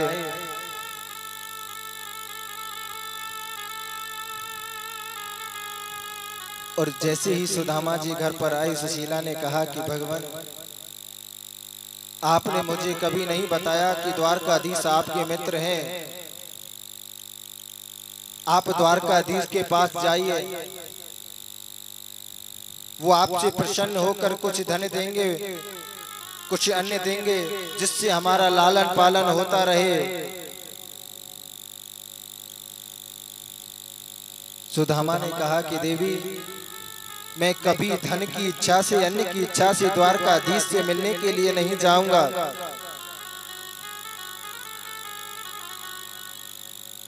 मैं कभी भी द्वारकाधीश के दर पर मांगने नहीं जाऊंगा। और सुशीला कहती है जब तक ये जाएंगे नहीं तो द्वारकाधीश को पता कैसे चलेगा, और जब तक पता नहीं चलेगा तो द्वारकाधीश कैसे हमें संपन्न करेंगे। सुशीला कहती है कि भगवान स्वामी आप कुछ इच्छा से नहीं जाएं, आप भगवान का भजन करने जाते हैं, उसका फल तो मुझे प्राप्त नहीं होता। मुझे फल तो प्राप्त होगा जब आप शारीरिक पूजा करेंगे। मैं आपकी अर्धांगिनी हूँ। आप अगर शरीर से भगवान का दर्शन करने के लिए जाएंगे तो मुझे आधा पुण्य मिलेगा। सुदामा कहते हैं कि भगवान ऐसी पत्नी सभी को दे जो भगवान से मिलने की प्रेरणा देती हो, भगवान के दर्शन करने की प्रेरणा देती हो। अब सुदामा जी कहते हैं कि देवी हमारे घर में अन्न का एक दाना भी नहीं है, और कभी भी मित्र गुरु और रिश्तेदारों के यहाँ खाली हाथ नहीं जाया करते। सुदामा की पत्नी ने कहा कि स्वामी आप स्नान कर कर आए, उसकी चिंता ना करें, वो मैं आप देख लेंगे। और सुदामा की पत्नी 5 घरों में जाकर 5 मुट्ठी चावल लेकर आती है। सुदामा की पत्नी 4 घरों में गई। यचित्वा चतुरोन मुष्टीन विप्रान पृथुक टंडुलान। सुदामा की पत्नी 4 मुट्ठी चावल लेकर आती है और एक विलस्त से कपड़े में बांधकर, जो 5 जगह से फटा हुआ है, सिला हुआ है और मैला है, उसमें चावलों को बांध दिया। और सुदामा जी वो पोटली लेकर भगवान से मिलने के लिए जाते हैं। भगवान का भजन करते हुए जा रहे हैं। 3 महीने हो गए भगवान सुदामा को जाते हुए भगवान के यहाँ, मगर रास्ता भटक गए। जाना था द्वारका, अयोध्या पहुंच गए। कुछ संतों का समागम हुआ। संतों के साथ सुदामा जी जा रहे हैं। रास्ते में एक नदी पड़ी। सुदामा जी ने उस नदी को पार किया।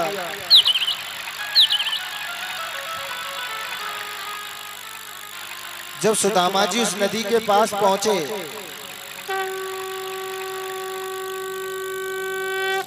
कहा कि भैया कोई है जो हमें नदी पार करा देगा। वहां पर एक नाविक आया, कहा कि हाँ, हम आपको नदी पार कराएंगे। उसने नदी को पार कराया। अब सुदामा जी चल रहे हैं, भगवान से कहते हैं कि भगवान, मैं किसी पुत्र की इच्छा के लिए नहीं आया, धन की इच्छा लेकर नहीं आया,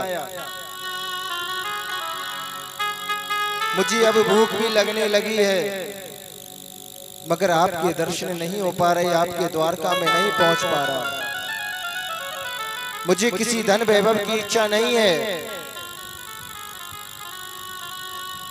भूख लगती है, प्यास लगती है, जिंदगी अब उदास लगती है।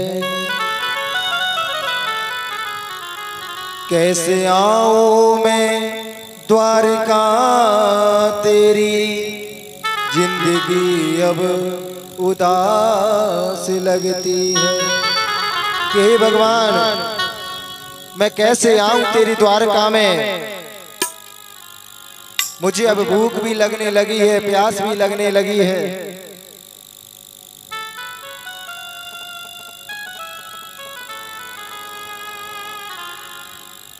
भगवान से कहने लगा, सुदामा, मुझे धन वैभव कोई पुत्र की इच्छा नहीं है, मैं तो आपके दर्शन करने के लिए आ रहा था, आपकी गर्ज पड़े तो मुझे 100 बार बुलाओ।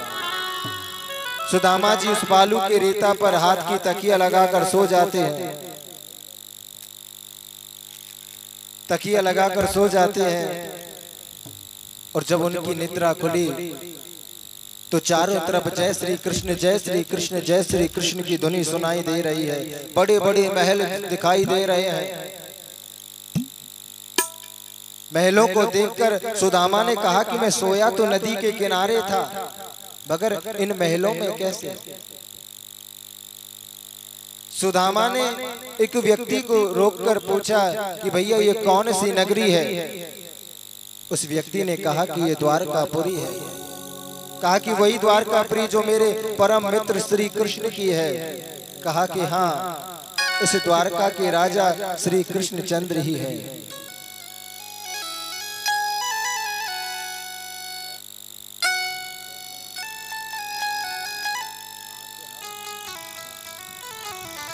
और भगवान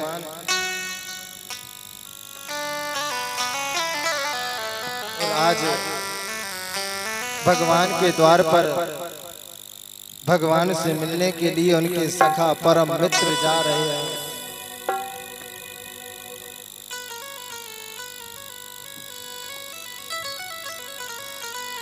भगवान के द्वार पर जो द्वारपाल है बड़े विनम्र हैं, सज्जन हैं, क्योंकि जैसा मालिक होता है नौकर भी ऐसे ही मिलते हैं।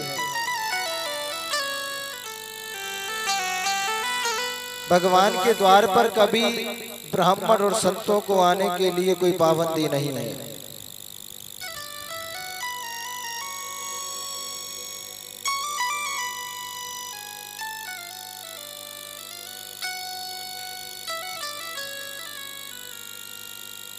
और सुदामा ने जाकर भगवान के द्वारपालों से विनम्र निवेदन किया,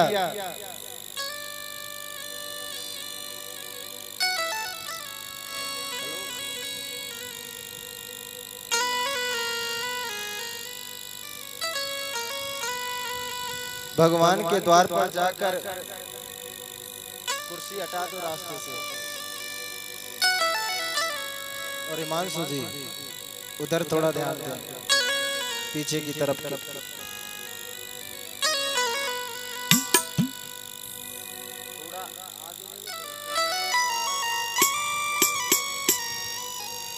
द्वारपालों से सुदामा जी प्रार्थना करते हैं, आइए छोटे से भजन के द्वारा उधर को देखो देखो ये गरीबी का कृष्ण के दर पर विश्वास लेके आया। मेरे बचपन का यारी है मेरा शान, यही सोच कर मैं आस लेके आया हूँ। अरे द्वार पालो कन्हैया से कह दो, अरे द्वार पालो कन्हैया से कह दो, मिलने सुदामा करीब आ गया है, मिलने सुदामा करीब आ गया है।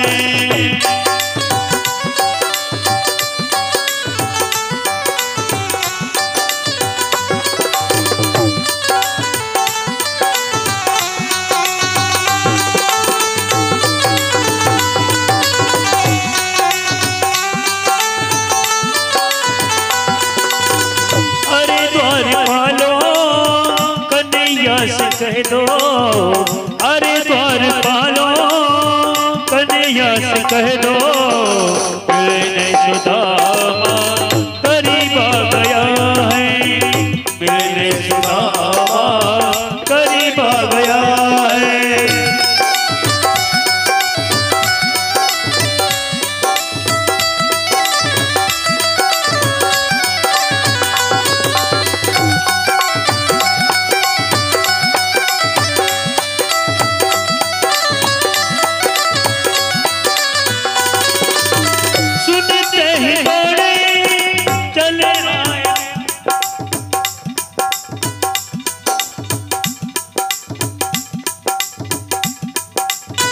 सुनते ही दौड़े चले आए मोहन, लगाया गले से सुदामा को मोहन।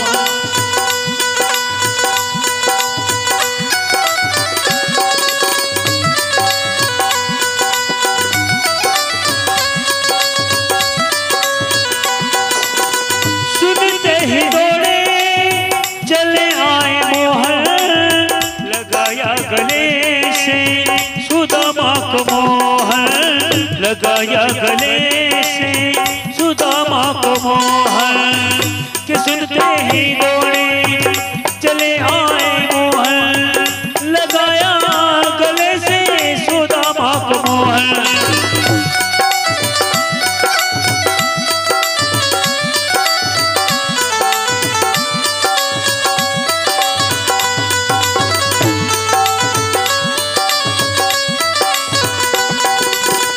घबराओ प्यारे जरा तुम सुदामा, न घबराओ प्यारे जरा तुम सुदामा, खुशी का जमा अब करीब आ गया है, खुशी का जमा अब करीब आ गया है।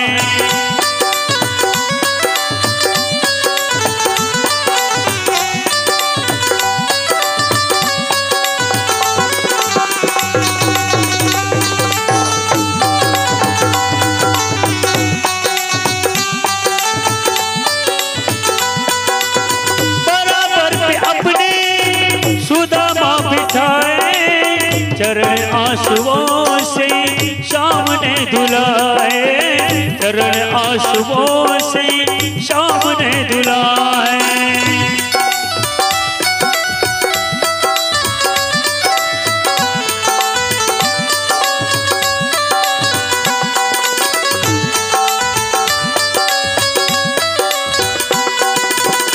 बराबर पे अपने सुदामा को पिटाए, धुला है।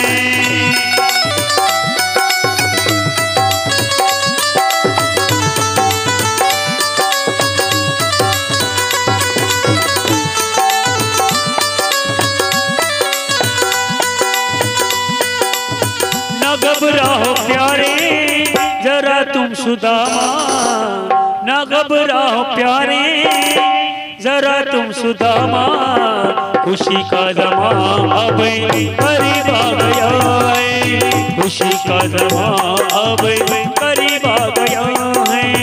अरे द्वार पालो कन्हैया से कह दो, अरे द्वार पालो कन्हैया से कह दो, मिलने सुदामा करीब आ गया है, मिलने सुदामा करीब आ गया है।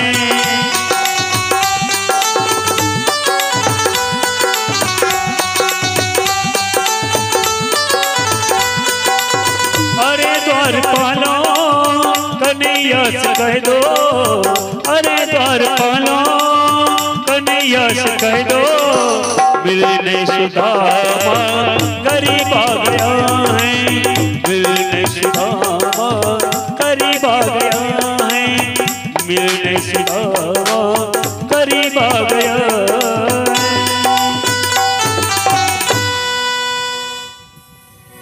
बोले गोपाल कृष्ण भगवान की जय। एक बार प्यार से सभी को बोलना होगा, एक बार और।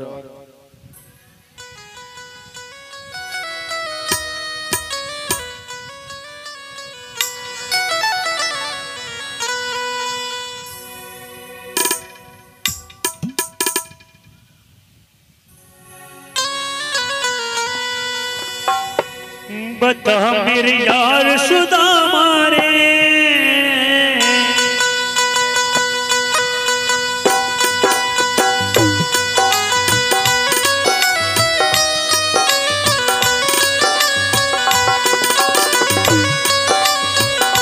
बता मेरे यार सुदामा रे कि भाई गण दिनों में आया,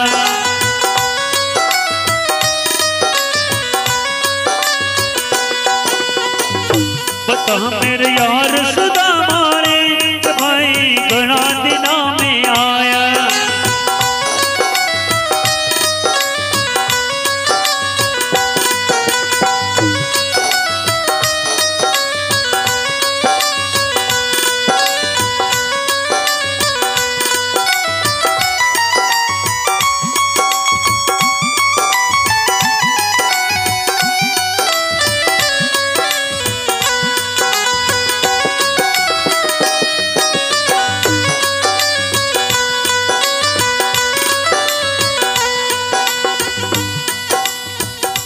बालक थारे जब आया करता, रोज रोज खेल के जाया करता,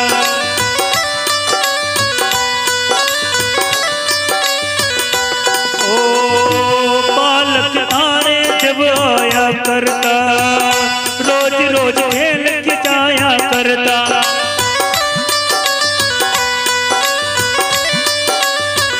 तू भी तकरार सुदामा रे भाई गणा दिना में आया, बता मेरे यार सुदामा रे भाई गणा दिना में आया।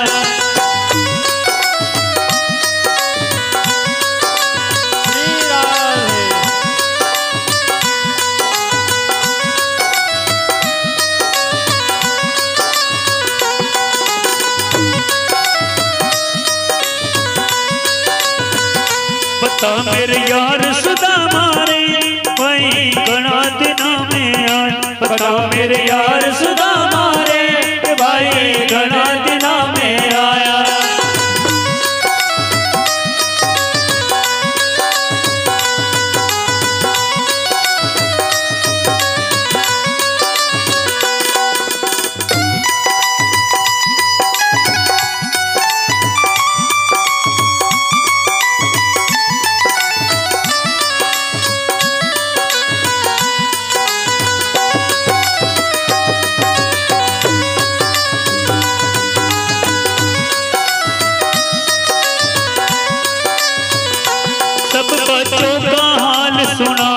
मिस्री की ये बात बता दे, सब बच्चों का हाल सुना दे, मिसरानी की बात बता दे, सब बच्चों का हाल सुना दे, मिसरानी की बात बता दे, सब बच्चों का हाल सुना दे, मिसरानी की बात बता दे। ध्रुवी हार सुदामा रे भाई रे गणा दिना में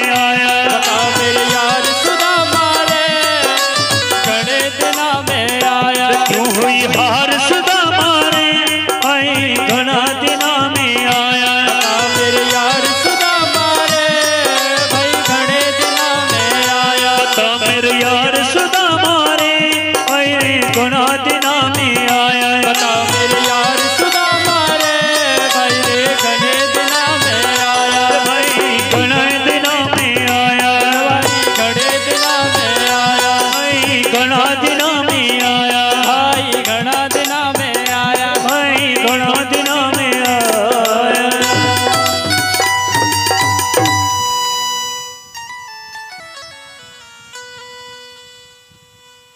एक बार प्यार से बोलना होगा, राधे राधे। एक बार और।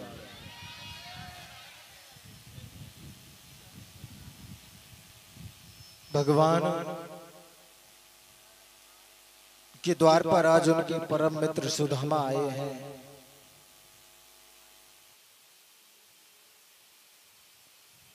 सुदामा भगवान के द्वार पर आए। भगवान ने उनको अपने बराबर में बैठाया। अपने नेत्रों से, अपने आंसुओं से भगवान ने सुदामा के पैरों को धोया। क्योंकि जब भगवान ने सुदामा की दशा को देखा,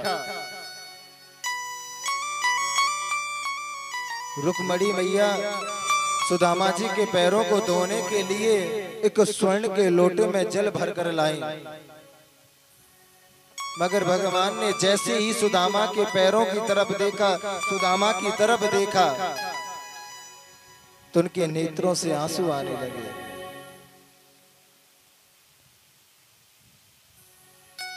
देख सुदामा की दीन दशा, करुणा करके करुणा निधि रोए।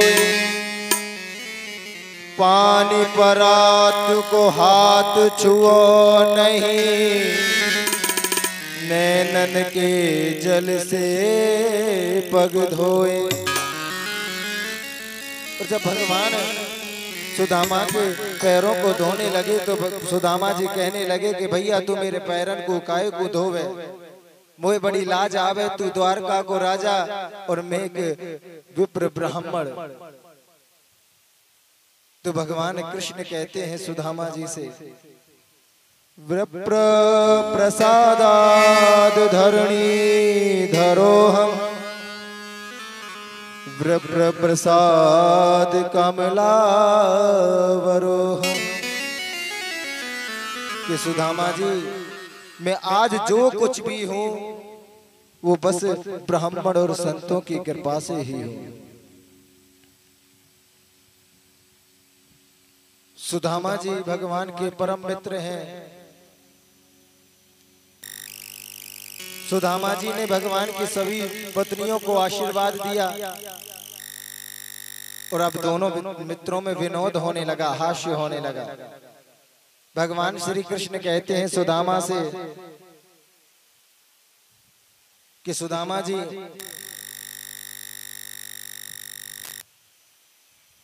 बचपन में हम और आप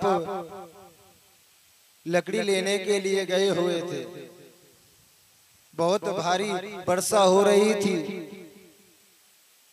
जब बहुत समय तक हम दोनों आश्रम में नहीं पहुंचे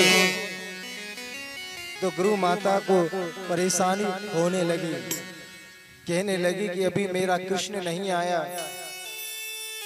अभी मेरा सुदामा नहीं आया। कितना प्रेम करती थी गुरु माता हमसे।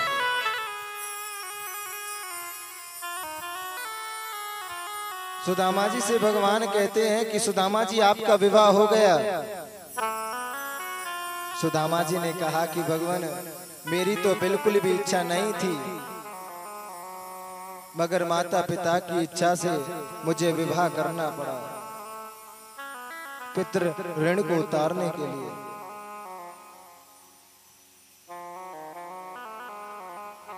सुदामा जी से भगवान ने पूछा कि आपका विवाह हो गया। तो कृष्ण भगवान कहते हैं कि सुदामा जी मैंने आपसे क्यों पूछा है कि आपका विवाह हो गया। क्योंकि अगर आप अकेले होते तो कोई बात नहीं। अब विवाह हो गया है तो भाभी जी ने मेरे लिए कुछ भेजा होगा, मेरे लिए कुछ भेजा होगा, आप दें।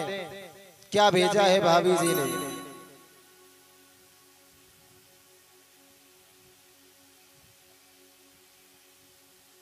सुदामा जी को बड़ी अब लज्जा हो रही है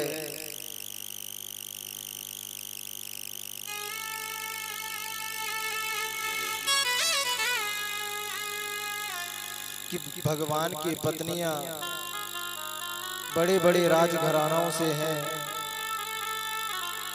अगर मैं भगवान को चावल निकाल कर दूं तो भगवान की पत्नियां क्या सोचेंगी? भगवान तो कृपालु हैं, मगर उनकी पत्नियां क्या सोचेंगी? भगवान सुदामा से कहते हैं, सुदामा जी अगर कोई भी भक्त मुझे भाव से श्रद्धा से मुझे पत्रम पुष्पम फलम तोयम कुछ भी कोई पुष्प चढ़ाए, पत्र चढ़ाए, मगर श्रद्धा से चढ़ाए, मैं उसके भी अर्पण कर लेता हूं। भाभी जी ने जो भेजा है वो मुझे दे। अब सुदामा जी सोच रहे हैं कि भगवान की पत्नियां इधर उधर हो जाएं तो मैं भगवान को पकड़ा दूंगा, ले भैया तेरी भाभी ने ये भेजा है, ये सौगात तेरी भाभी ने भेजी, इसे लेके सुदामा तेरे यहाँ आ गया है। मगर पत्नियां भी देख रही हैं कि भगवान का मित्र भगवान के लिए क्या लाया है, ऐसी कौन सी वस्तु है।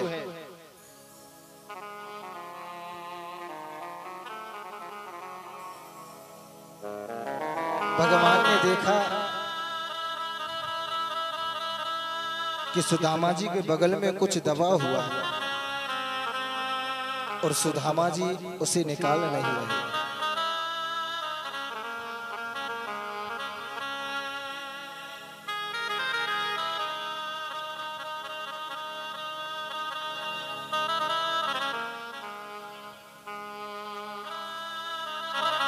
मगर सुदामा जी संकोच कर रहे हैं कि मैं भगवान को कैसे दूं।